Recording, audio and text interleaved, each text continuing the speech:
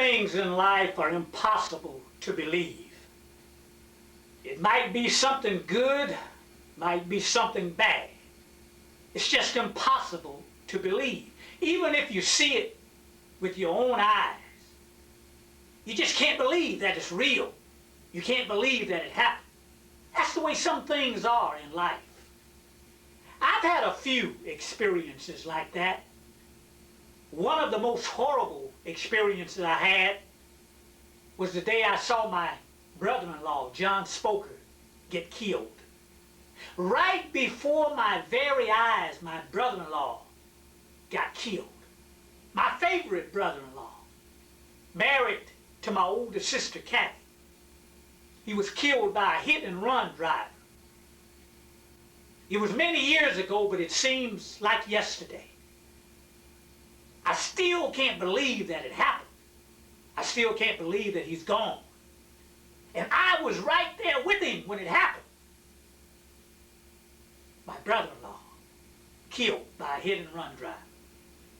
He and I were so close. We were just like blood kin.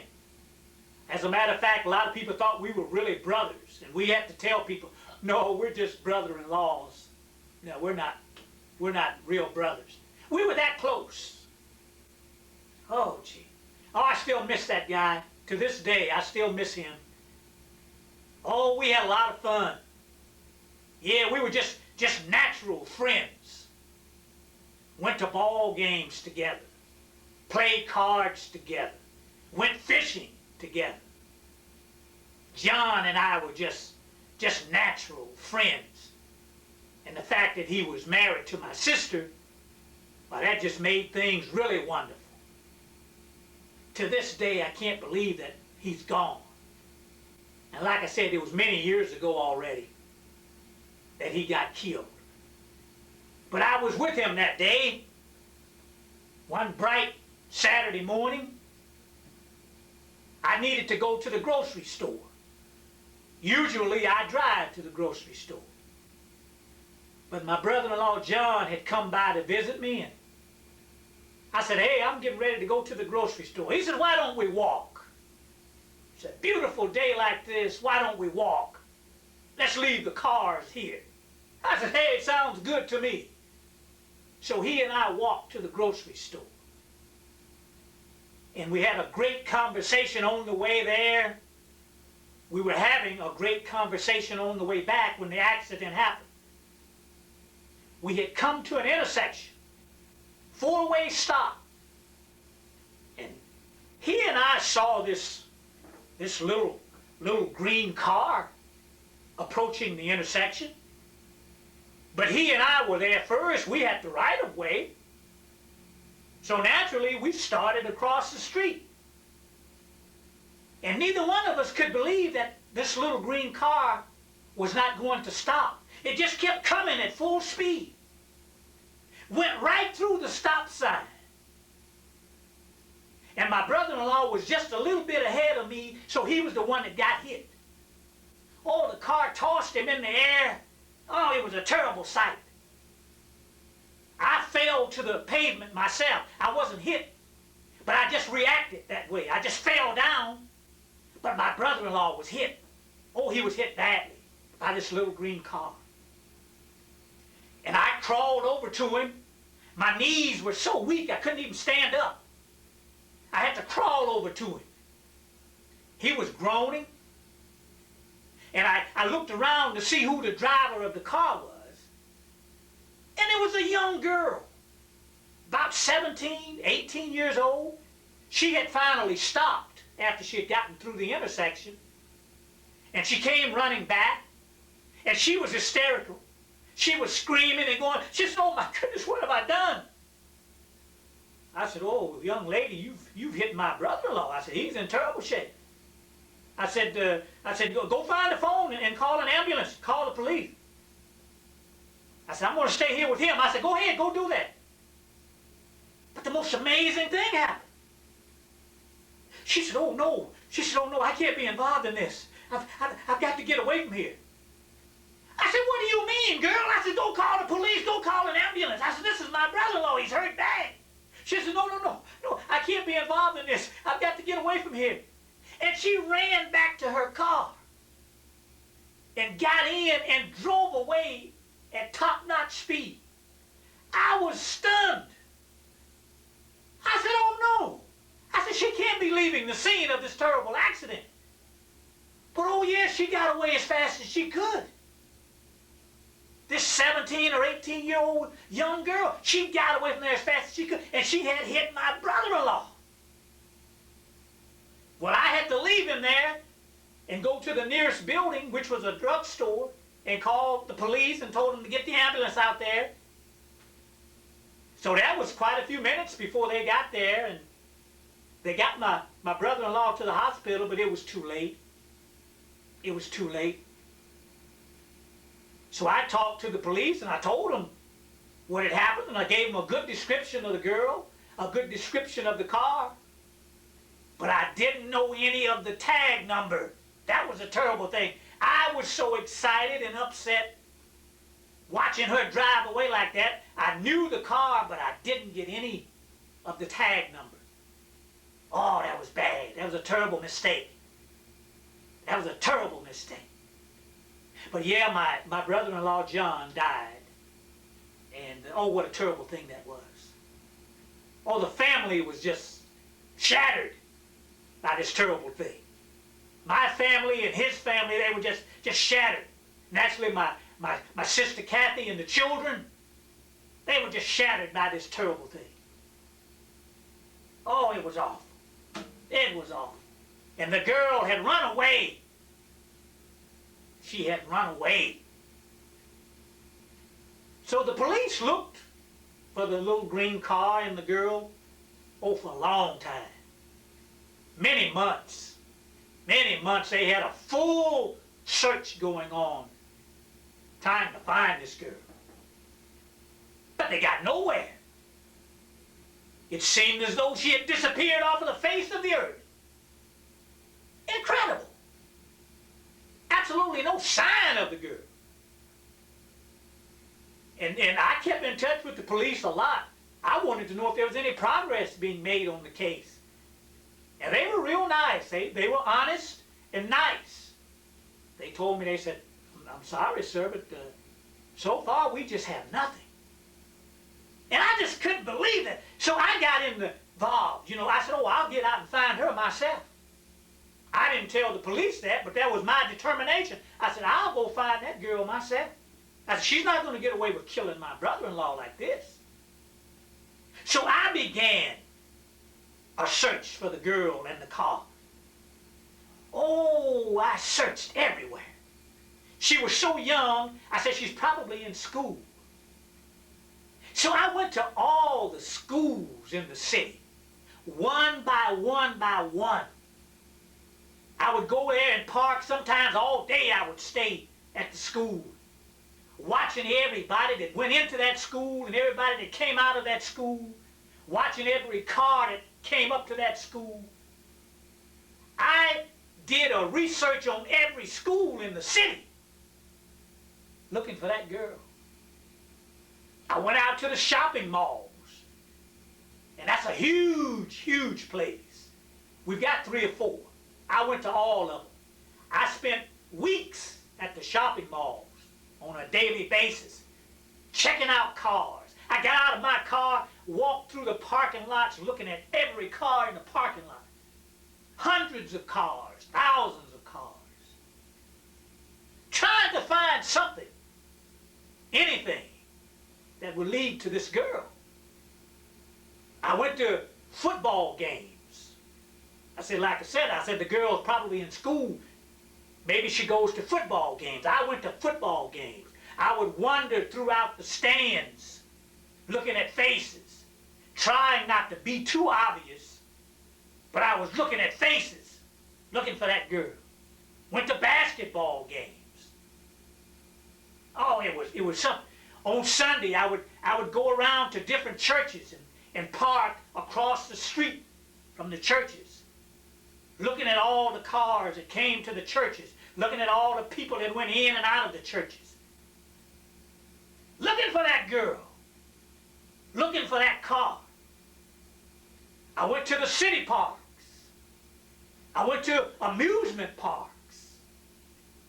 I went to supermarkets. I went anywhere and everywhere looking for that little green car, looking for that girl that had killed my brother-in-law. Found nothing.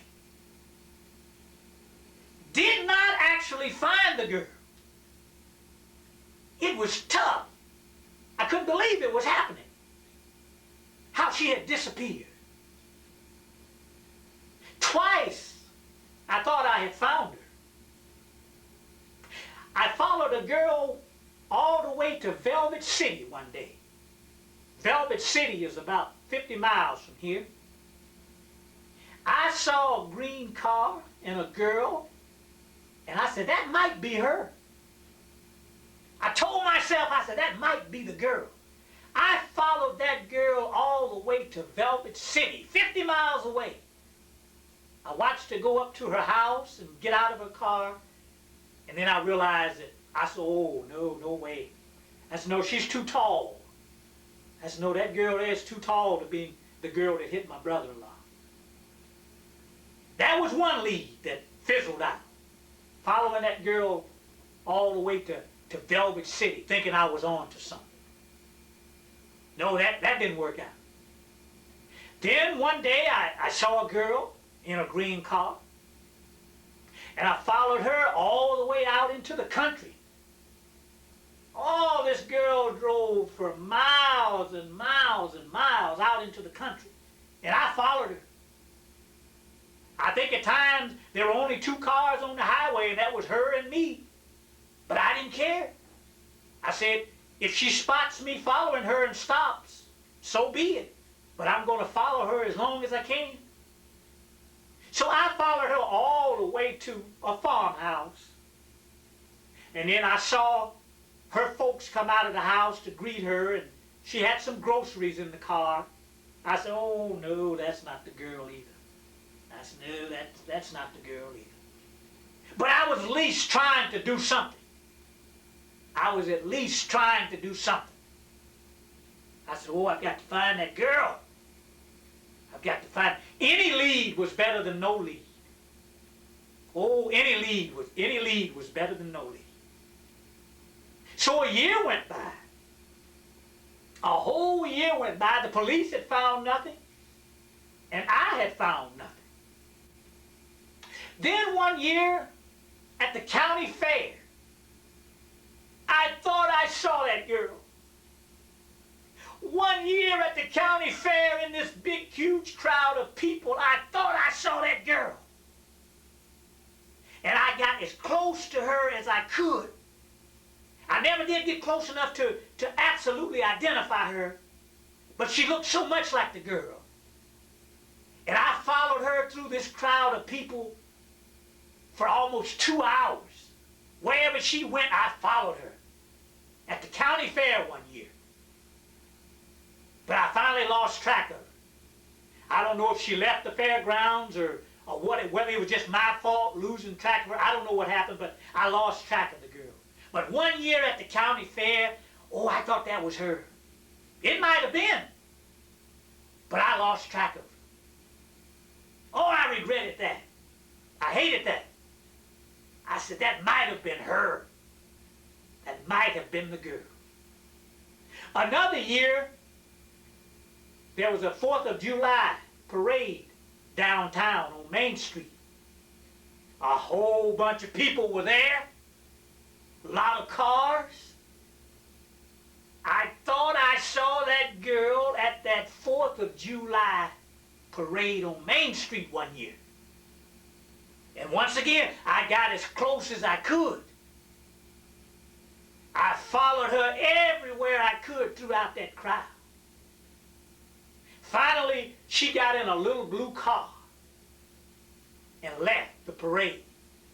I raced to my car, got in my car, drove as fast as I could and caught up to her.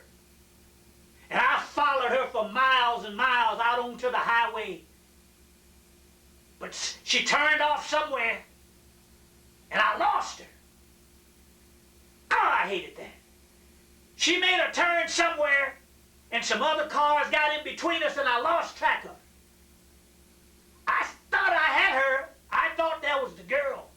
She was driving a blue car, and she looked so much like that girl that it hit my brother-in-law. I thought I had her that year, but I lost her. I lost her. Oh, I hated that. The killing of my brother-in-law was a terrible thing. And to have his killer run away from the scene like that. My sister Kathy never really got over his death, even to this day. At that time, she actually had a nervous breakdown. Oh, she actually had a nervous breakdown. She was filled with anger and hatred. She was angry at that young girl that had killed my brother-in-law.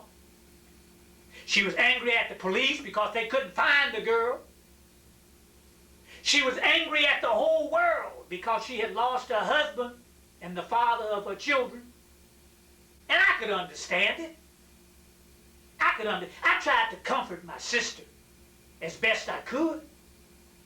I went around her as often as possible. I tried to be helpful. I offered advice. I stayed with her as much as I could. It was a terrible ordeal. It was a terrible ordeal. And like I said, to this day, she's never really gotten over her husband's death. She's dated a few other men. She's never gotten remarried. It's been terrible. It's been awful. It destroyed her life. The death of her husband destroyed her life, the way he was run down like that. And nobody was ever picked up and punished for it. It just ruined my sister's life. Oh, what a terrible thing. What a terrible thing that was. And then many, many years had gone by. Oh, gee, 15, 16, 17, 18. Oh, just so many years had gone by. And one evening I was watching the news on television. And it was an election year.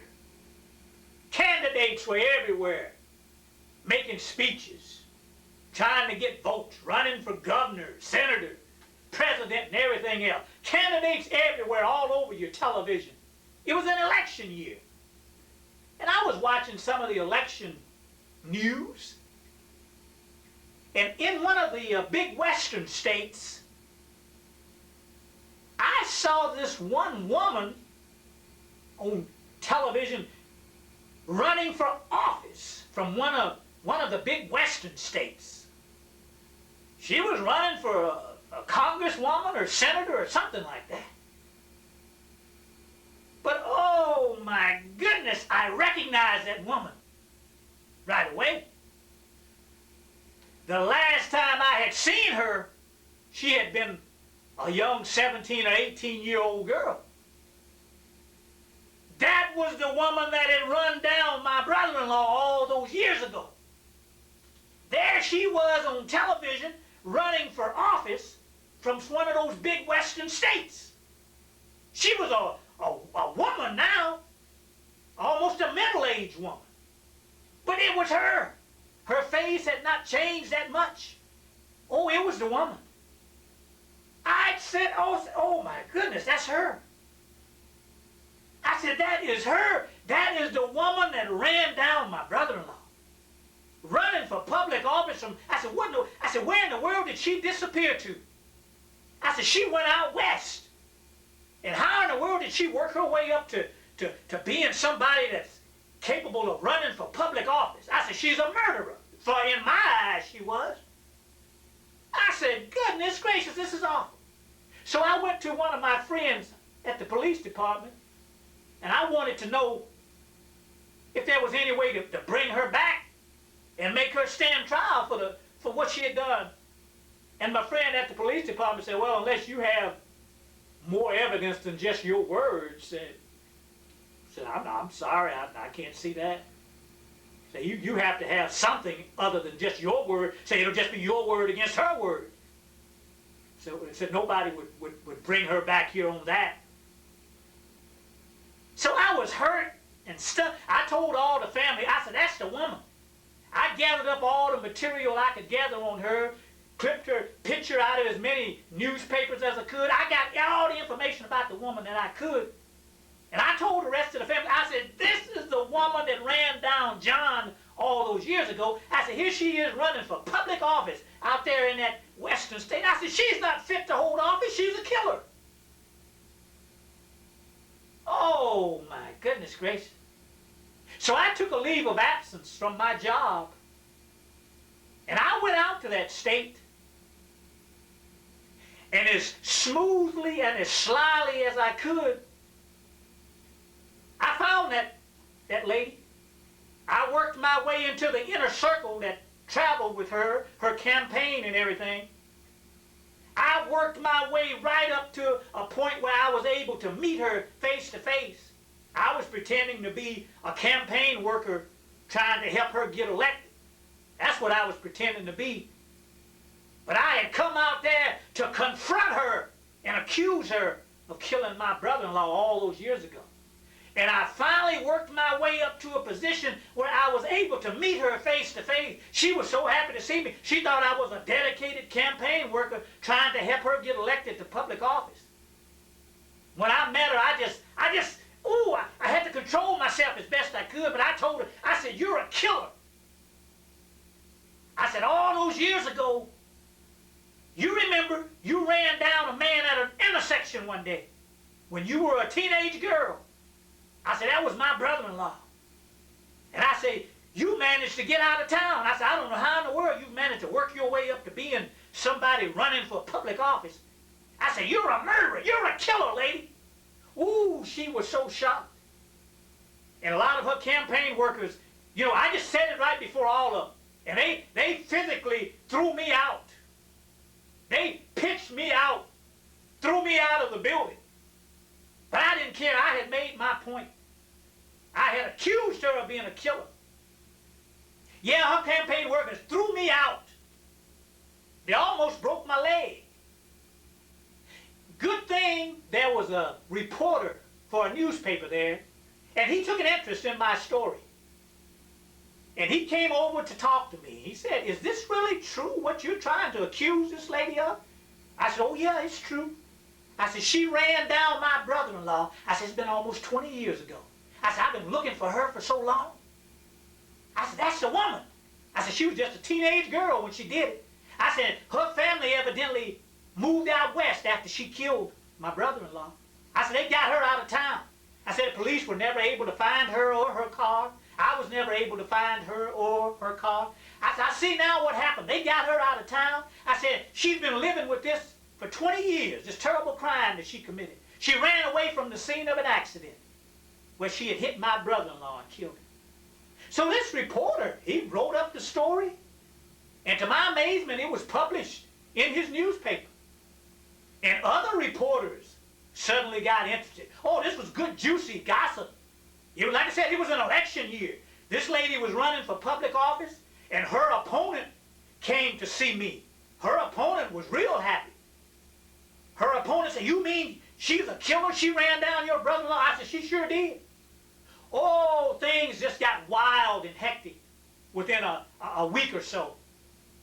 Oh, the campaign was just turned upside down, and this lady's life just became a circus. The TV wanted to know, was it true? Newspapers wanted to know, was it true? Did she actually run down a man when she was a teenager and run away from the scene and all like that? Oh, the whole thing just erupted. Oh, it was big. It was a big story. It was picked up on the news and broadcast all across the nation. And things just got so bad that the lady finally, she had a nervous breakdown, and one day she just finally called a press conference and admitted that I was right. That yes, she had done a foolish thing in her youth. She had hit a man and run away. But she said something that really interested me. She said, I'm going back east to face my punishment. She said, I'm going back east. She said, I'm dropping out of the campaign, and I'm going back east to face my punishment. Oh, I thought that was terrific. I thought that was terrific. Oh, my God. After almost 20 years, finally there would be some justice. So the lady came back. She's back right now. And something is going to happen within the next week or month or so. I don't know what. But she is back to face her punishment for that terrible crime she committed almost 20 years ago of running down my brother-in-law. Oh, at least maybe there will be some closure to this whole incident. Like I said, my family has been so shattered by this whole thing. We'll never be the same. But if this lady gets punished, somehow, some way, it will mean something to us.